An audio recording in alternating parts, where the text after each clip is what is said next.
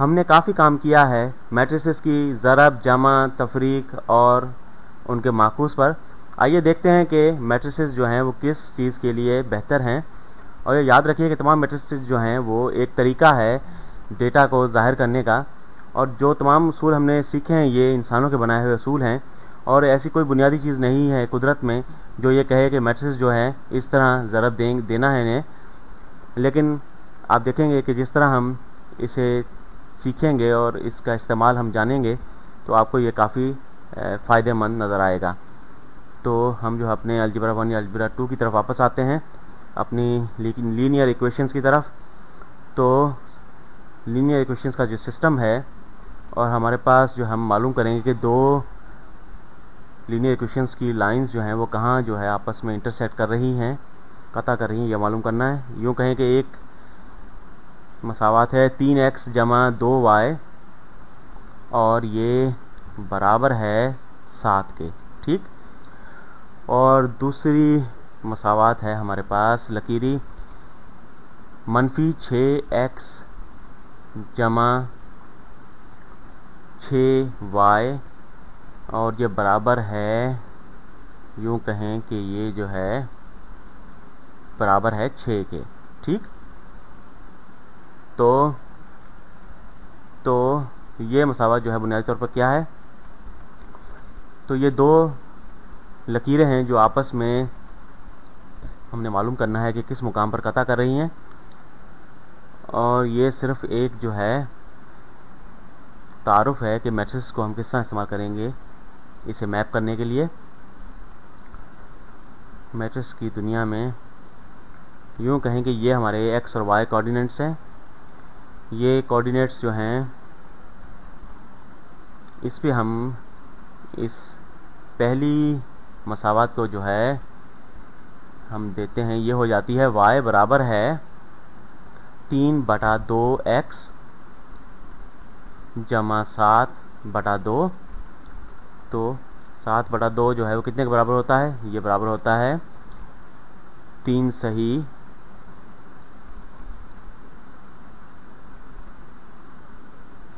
1/2, और कुछ यहाँ पर होता है ये, और ये कुछ इस तरह जो है लकीर बनेगी। और दूसरी लकीर जो है वो कुछ इस तरह होगी कि y, बल्कि यहाँ पर देखेंगे मैंने कुछ गलती की है, ये लकीर कुछ इस तरह नहीं बनेगी, बल्कि गलती यहाँ पर ये हुई है कि ये -3/2x है, ठीक। जब 3x दाएं जाने आएगा तो ये मनफी हो जाएगा, तो ये नीचे को दाएं जाने ये स्लोप बनेगा, स्लोप जो है वो -1 के करीब होगा। तो ये चीज़ जो है तकरीबन इस तरह जो है कुछ ज़्यादा तिरछा होगा, और ये कुछ इस तरह लकीर बनेगी। मैं अंदाजे से बना रहा हूँ इसे। और दूसरी लकीर जो है y बराबर है x जमा 1 के, ठीक। x दाएं जाने आ जाएगा, x जमा 6 तकसीम हो जाएगा 6 से, तो x जमा 1, ठीक। तो y जो है y इंटरसेप्ट जो है वो 1 पर आ जाएगा, ठीक।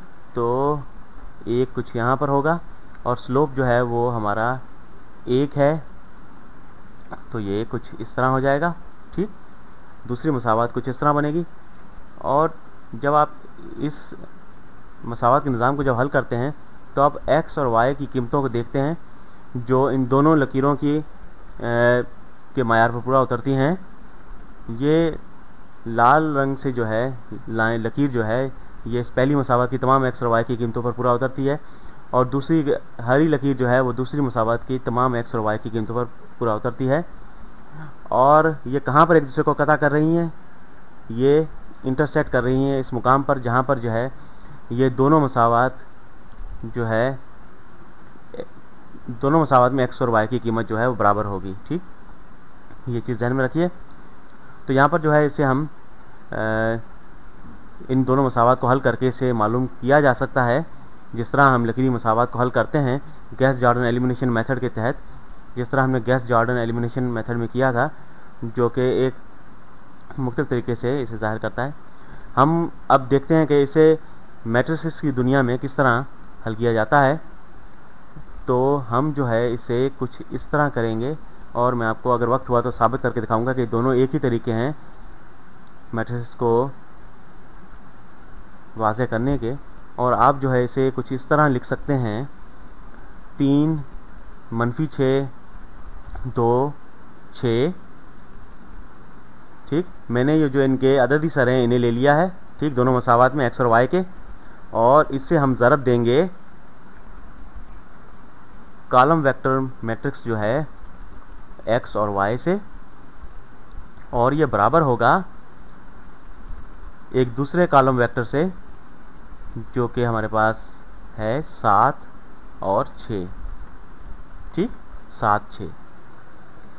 तो यहाँ पर इसे रोक कर आप जो है इसे आप ज़रब देकर देखने की कोशिश कर सकते हैं खुद, और आप देखेंगे कि यही मसावत आपको हासिल होंगी। और मैं आपको यहाँ पर अब जो है इसे हल करके बताता हूँ। इसे ज़रब देते हैं दोनों मसावत को, देखें तो क्या होता है। ये 3 हम क्या करेंगे, इस पहली कतार को इस दूसरे मैट्रिक्स की जो कॉलम है उसे ज़रब देंगे, तो हमारे पास जो है वो प्रोडक्ट मैट्रिक्स जो है वो हासिल होगा। तो 3x जमा 2y बराबर है 7 के, और ये बिल्कुल जो है पहली मुसावात है हमारे पास। तो जब हम -6 जो है -6x जमा 6y बराबर है 6 के, तो ये इस तरह जो है हमें ये दोनों, अगर हम इन्हें ज़रब देते हैं, ये दोनों मसावात हमें हासिल होती हैं। और यहाँ पर जो है हमने सिर्फ जो है ये जमा की निशानी और बराबर की निशानी यहाँ पर हमने नहीं लिखी है। तो ये दोनों एक ही तरीके हैं इसे ज़ाहिर करने के। तो आप कहेंगे ये क्यों कारामद है, तो यूँ कहें कि ये जो है ये मैट्रिक्स जो है ये मैट्रिक्स ए है, और ये जो है ये वेक्टर एक्स है।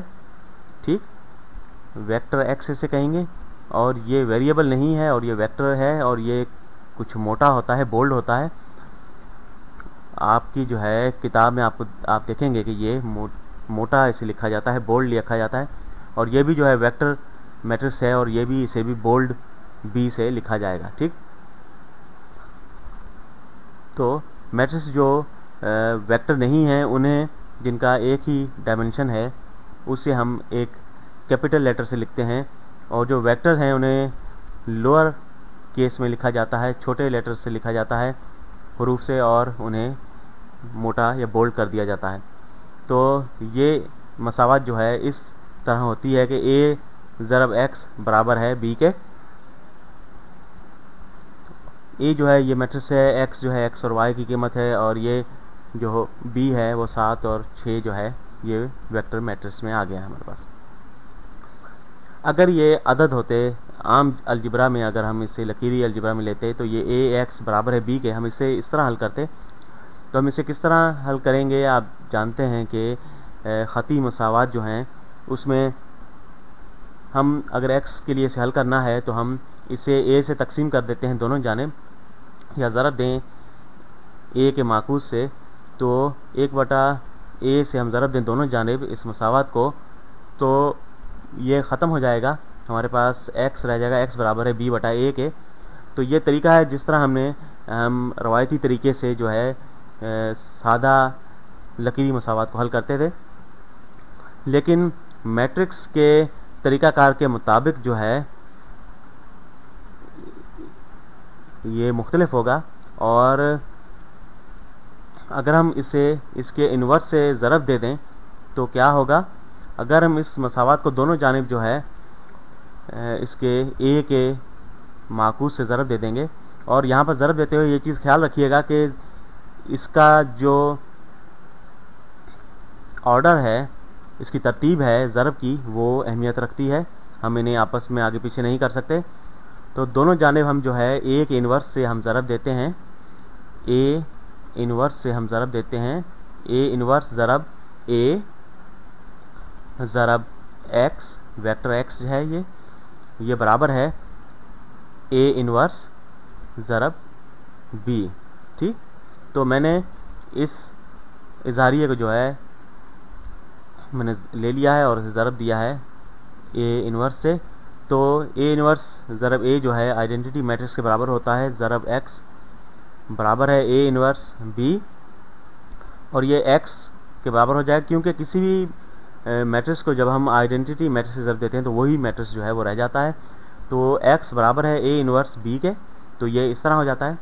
तो अगर आपको ये ख़ती मुसावा दिया जाए और आप इसके इनवर्स जो है मैट्रिक्स का मालूम कर लें और उसे इससे ज़रब दें तो आपको जो है इसका हल मिल जाएगा। और आप कह सकते हैं कि यह बहुत तकलीफ दे है सलमान, और हम जो है जब इस दोनों मसावात को जो है हल कर सकते हैं बासानी, तो हमें जो है इस मैट्रिक्स को बनाने और इसे हल करने की क्या ज़रूरत है इससे इतना मुश्किल करने का।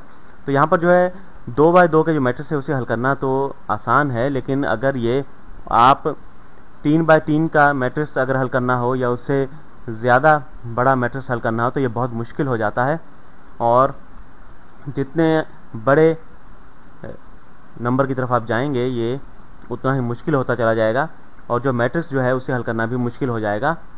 और यूँ कहें कि आपके पास जो है बहुत सारी लीनियर इक्वेशंस है जिन्हें आपने हल करना है, और बाएं जानिब जो है वो वही रहती है और दाएं जानिब जो है कीमतें जो है बदलती रहती हैं। तो अगर आप ए एक्स और बी आप मालूम कर लें और आप जो है इसे इस तरह हल कर लें तो आपको जो है ए इनवर्स मालूम कर लें तो आप जो है ये कीमत बी से जो है इस दाएं जानिब से आप इसे ज़रब देते रहें तो आप जो है एक्स की कीमत हर दफ़ा हासिल कर सकेंगे, और ये बहुत आसान होगा। तो बहरहाल मैं आपको बताना चाहूँगा कि ये एक ही चीज़ है कि हम मैट्रिसेस को इस्तेमाल करते हुए हम इसे हल कर सकते हैं। उम्मीद है मैंने आपको बोर नहीं किया होगा। तो यहाँ पर जो है मैंने इसे मिटा देता हूँ और यहाँ पर इस तस्वीर को रखते हैं क्योंकि ताकि हमें पता चले कि हम क्या कर रहे हैं। तो ए इनवर्स क्या है? ए इनवर्स जो है वो बराबर है 1 बटा डिटर्मिनेंट ऑफ ए ज़रब एडजॉइंट इस मैट्रिक्स के, तो जो कि बराबर है, हम इन दो टर्म्स को बदल देंगे, 6 ऊपर आ जाएगा 3 नीचे आ जाएगा, और इन दोनों को हम जो है वो मनफी कर देंगे तो ये मस्बत 6 हो जाएगा और वो मनफी 2 हो जाएगा ऊपर। तो डिटर्मिनेंट ए का क्या है? ये जो है 3 ज़रब 6 तफरीक मनफी 6 ज़रब 2, तो 18 6 18 तफरीक मनफी 6 ज़रब 2 मनफी 12 होता है, तो तफरीक 12, तो मनफी मनफी जो है मस्बत हो जाएगा, तो 18 जमा 12 ये 30 के बराबर हो जाता है। तो ए इनवर्स जो है कितने के बराबर हो जाएगा? ए इनवर्स जो है वो बराबर होगा, ए इनवर्स बराबर है, तो हम जो है 1/30 को यहाँ पर बाहर रख सकते हैं। तो यहाँ पर जो है, बल्कि मैं इसे ज़रब देता हूँ, इससे अगर हम 1/30 से ज़रब दें तो ये 1/5 के बराबर हो जाता है। मनफी 2/30, मुझे दरअसल इसे बाहर ही रखना चाहिए, बल्कि इस तरह नहीं हल करना चाहिए। 1/30 को मैं बाहर रखता हूँ ताकि बाद में जो है ज़रब देना आसान हो। तो ए इनवर्स बराबर 1/30 ज़रब 6 मनफी 2 6 और 3, ये ए इनवर्स के बराबर है। तो एक्स और वाई के लिए इसे हल करते हैं, तो एक्स और वाई बराबर है ए इनवर्स बी। तो एक्स जो है आप इसे इस तरह लिख सकते हैं, एक्स जो है वो ये वेक्टर है एक्स और वाई। तो यहाँ पर जो है कंफ्यूज ना हो, ये एक्स और ऊपर वाले एक्स में फ़र्क है। ये नीचे वाला जो है ये बोल्ड है, ये वेक्टर है, इस पर यूँ कह सकते हैं कि वेक्टर का निशान है। तो ये बराबर है ए इनवर्स ज़रब ये, तो 1/30 ज़रब 6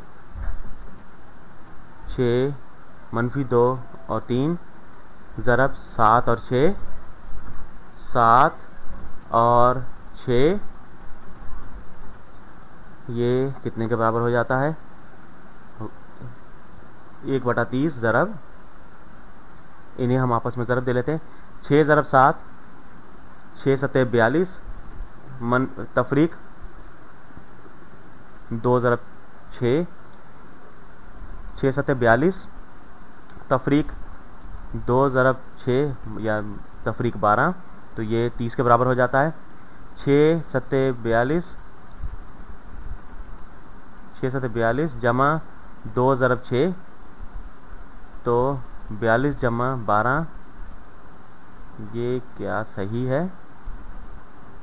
6 ज़रब 7, यहाँ पर मैं माफ़ी चाहूँगा, यहाँ पर 3 है, 2 नहीं है, तो 6 सत्ते 42, 42 जमा 3 ज़रब 6 18 होता है। 42 जमा 18 ये 60 हो जाता है। ठीक, तो इसे हम जो है दोनों को 30 से तकसीम कर सकते हैं। तो x और y हमारे पास आ जाएगा, यहाँ पर मैं लिखता हूँ x और y ये बराबर होंगे 30 बटा 30, ये 1 के बराबर हो जाएगा। 60 बटा 30 जो है वो 2 के बराबर हो जाएगा, 1 और 2। ठीक, तो x और y की कीमत हमारे पास आ गई 1 और 2। तो इन दोनों ख़ती मसावत जो हैं ये इंटरसेक्ट कर रही हैं, कता कर रही हैं एक दूसरे को इस नुक्ते 1 और 2 पर, जहाँ पर x 1 है और y 2 के बराबर है।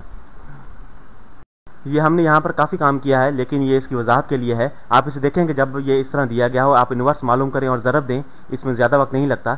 मैं चाहूँगा कि आप इसकी मशक करें। अगली वीडियो में फिर मिलेंगे और अगली वीडियो में हम ऐसी ही प्रॉब्लम हल करेंगे मुख्तलिफ डेटा के साथ। इजाज़त चाहूँगा।